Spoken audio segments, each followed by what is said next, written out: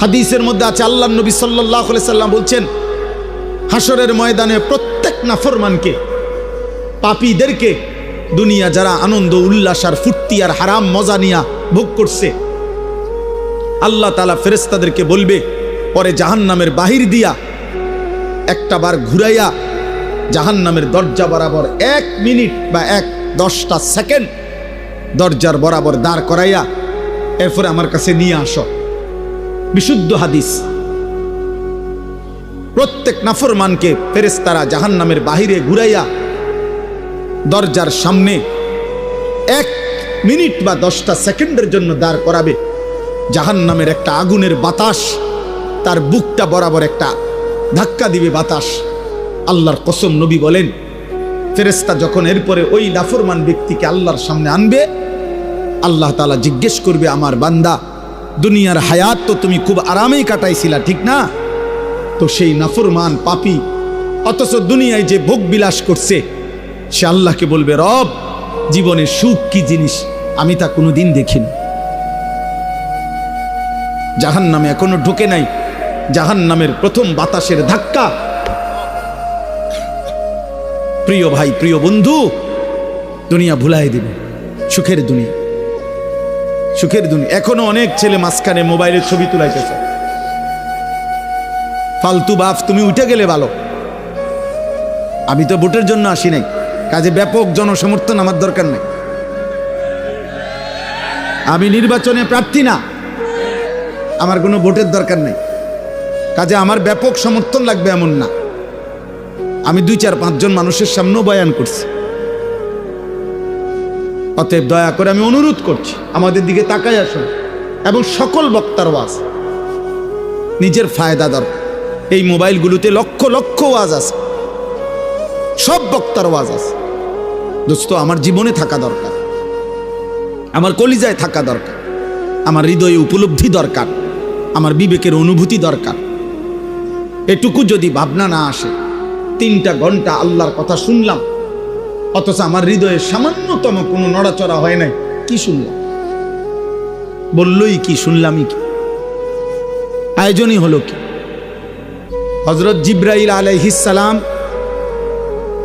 প্রিয় নবী সাল্লাল্লাহু আলাইহি ওয়াসাল্লামের কাছে মানুষের সুরতে ওহী নিয়ে যতবার আসতেন, ততবার নবীজির সামনে এসে বসতেন। এবং প্রত্যেকবার বসতেন কিভাবে? এতটা মনোযোগ দিয়ে বসতেন, মুখোমুখি হয়ে। হাদিসে স্পষ্ট আছে, ফাআসনাদা রুকবাতাইহি ইলা রুকবাতাইহি, অর্থাৎ জিবরাইলের 2 হাঁটু রাসূলুল্লাহ সাল্লাল্লাহু আলাইহি ওয়াসাল্লামের 2 হাঁটু মুখোমুখি একদম বরাবর করে বসতেন।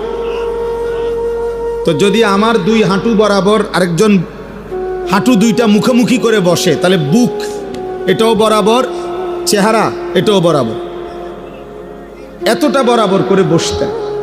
এরপরে নবীজির সাথে কথা বলতেন। এই জন্য আমাদের এই আখলাক দরকার। এটা সুন্নাত, এটা আমল, এটা আদব। আল্লাহর কথা শুনবার ক্ষেত্রে দোস্ত, শুধু কেবল বক্তা দেখলাম, কিছুক্ষণ শুনলাম, চলে গেলাম, এটা যেন না হয়, এটা যেন না হয়। কারো সুর ভালো, কারো টান ভালো, কারো হুঙ্কার ভালো, কারো ঝংকার ভালো, কেউ চিৎকার দিলে ভালো, কেউ কান্দা কান্দা কইলে ভালো, কেউ হাসাইলে ভালো। দোস্ত আমার, এটা কোনো মাহফিলের বিবেচ্য বিষয় না। এটা কোনোভাবেই ইনসাফের কথা না যে আমি শুধু এরকম কোনো একটা কিছুর জন্য অপেক্ষা করলাম, সুর দিলে আসি, নাইলে নাই, টান দিলে আসি, চিৎকার দিলে আসি, নাই তো নাই। না বাপ, আল্লাহর কথা এর জন্য না। কোরআনুল কারীমের মধ্যে আল্লাহ তাআলা বারবার এটা বলছেন, লাআল্লাকুম তাযাক্কারুন। কেন আমার কথা নাজিল করছি? আল্লাহ তাআলা বলেন, যেন তোমরা উপদেশ গ্রহণ করতে পারো।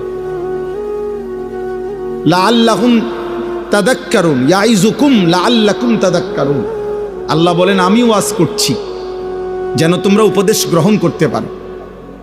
লাআল্লাহুম ইয়াত্তাকুন, আমার বান্দারা যেন আল্লাহকে ভয় করতে পারে। লাআল্লাকুম তাত্তাকুন, যেন তোমরা মুত্তাকি হতে পারো। এইভাবে কোরআনে বলছে লাআল্লাহুম ইয়াতাফাক্কারুন, যেন আমার বান্দারা ভাবতে পারে। বহু আয়াত আছে কোরআনের এ কথা যে আল্লাহ চায় বান্দা তুমি আমার কথা থেকে ভাবো, আমার বন্ধুর আখলাক দেখে ভাবো, ফিকির করো, চিন্তা করো, ভাবনা করো। ফাতাবিরু ইয়া উলিল আবসার, আল্লাহ নিজে বলছে হে চোখওয়ালারা তোমরা ভাবো। ফাতাবিরু ইয়া উলিল আলবাব, হে বিবেক বুদ্ধিওয়ালারা তোমরা ভাবো। ইন্নামা ইয়াতাযাক্কারু উলুল আলবাব, আল্লাহ বলেন আমার কোরআন থেকে বিবেকবানরা উপদেশ গ্রহণ করে।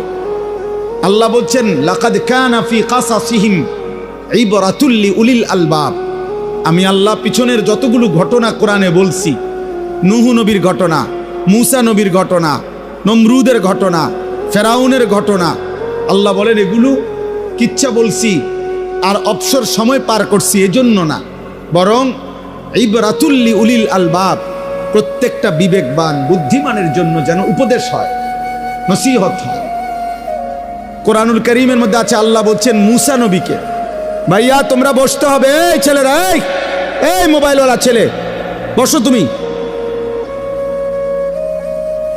দোস্ত আমি অনুরোধ করি, একটা ছেলেও, আমার হাত জোড় অনুরোধ তোমাদের কাছে, মোবাইল হাতে ধরে ভিডিও বা রেকর্ড করবে না কেউ, আল্লাহর ওয়াস্তে।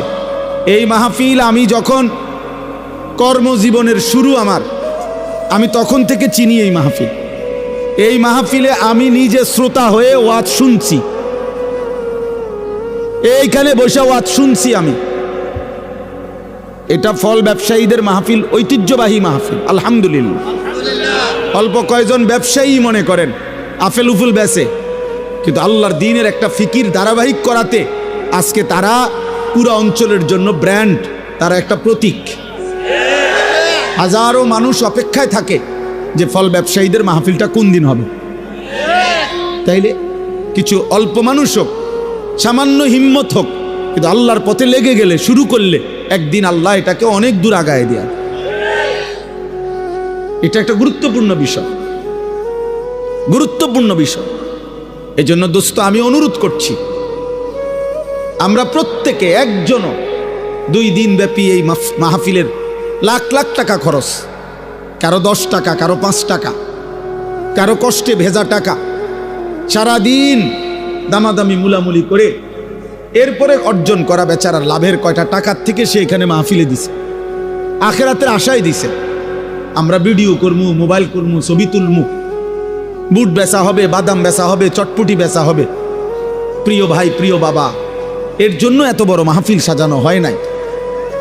এটা ইনসাফ না বাপ, এটা ইনসাফ না। 10 লাখ টাকা যদি খরচ হয়, তাহলে এই 5-10 লাখ টাকার মাকসাদ এটা নয়, বরং আখেরাত। আখেরাত, পরকালের একটু সঞ্চয়, আখেরাতের একটু পুঁজি, আখেরাতের পুঁজি। এই জন্য দোস্ত আমি অনুরোধ করছি প্রত্যেকে, আমার কথা হইল মোবাইল চালাবার দরকার তো আপনি বাইরে যান, আল্লাহর কথা দিল দিয়ে শুনেন, দরদ নিয়ে শুনেন। বলতেছিলাম ফেরাউনের মতো কাফেরের কাছেও যখন আল্লাহ তাআলা মূসা আলাইহিস সালামকে পাঠাইছেন, কোরআনে আছে আল্লাহ বলছেন হে মূসা, ফেরাউনের মতো এই খোদা দাবিদার, এই নিকৃষ্ট কাফের, এত বড় জালেম, তার কাছে তুমি যাও, আমার কথা বলো, কালেমার দাওয়াত দাও। কেন? লাআল্লাহু ইয়াতাযাক্কারু আও ইয়াখশা, এই যে কোরআন শরীফের আয়াত, ফাকুলা লাহু কাওলান লাইয়িনা লাআল্লাহু ইয়াতাযাক্কারু আও ইয়াখশা। এই পাঞ্জাবিওয়ালা, এই পাঞ্জাবিওয়ালা, অটো নাকি? হুজুর অটো উঠাও, সিএনজি উঠাও, বাজারে দেখো জ্যাম লাগিয়া গেছে, ওগুলো উঠাও।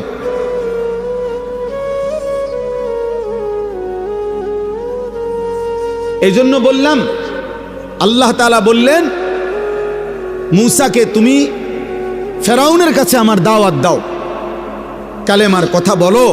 কেন? লাআল্লাহু ইয়াতাযাক্কারু আও ইয়াখশা, হয়তো সে উপদেশ গ্রহণ করবে অথবা আমি আল্লাহকে ভয় করব। তাহলে ফেরাউনের মতো একজন নিকৃষ্ট কাফের শেষ পর্যন্ত সে কি ঈমান আনছে? কথা বলেন না। কিন্তু তবুও আল্লাহ তাআলা তার কাছেও যখন পেশ করছে দিন, মুসা নবীকে পাঠাইছেন, বলছে আমি আল্লাহর উদ্দেশ্য, হয় সে উপদেশ গ্রহণ করবে, নয়তো আমি আল্লাহকে ভয় করব। তাহলে পৃথিবীর নিকৃষ্ট কাফেরের কাছেও আল্লাহর দিন পৌঁছানোর উদ্দেশ্য একটাই, উপদেশ গ্রহণ, আল্লাহকে ভয় করা। তো সেখানে আমাদের কাছে আল্লাহর দিন পেশ করার মাকসাদ কি? তামাশা শুধু? তাইলে আপনি বক্তা যাচাই করে কি লাভ, যে অমুক বক্তা